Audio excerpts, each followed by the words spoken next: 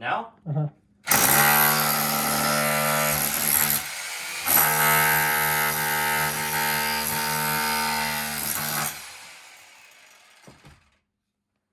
Hello, beautiful people.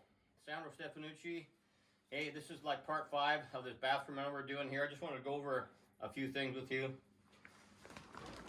Important thing is having proper dust mask and eyewear, safety eyewear when you're doing something like this, regardless of that, because it doesn't take long for something to land in your eye or breathe in some stuff, the dust that's really bad.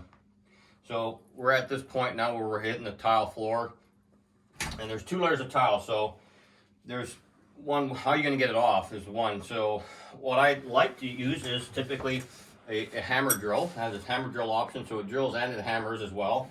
This tool, Makita, I love Makita tools. They work really well. And we get that first layer off.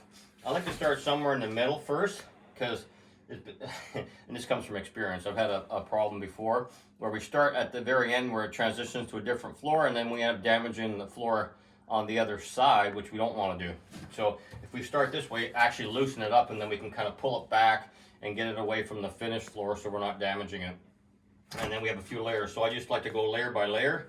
Start in the middle. This is a bedding here, and it's got wire mesh in it. That's what they did back in early 1900s and stuff like that. And basically a bricklayer would do something like this. So we're going to strip this whole thing off, and then get down to the subfloor, which is this here. And once we check these, we'll re-nail or probably screw it all down and then put another layer of plywood on top of that. But that's for another video. So right now, this is what we're doing here. Get it off here, get dust mask, safety glasses, and we have this big fan. Fortunately, we can get it out the exterior window. We can actually get that excess dust outside. Again, this doesn't have asbestos in it, so we're good. So it just gets it outside to the fresh air outside, and it makes it dust free for us on the inside. Take care, guys.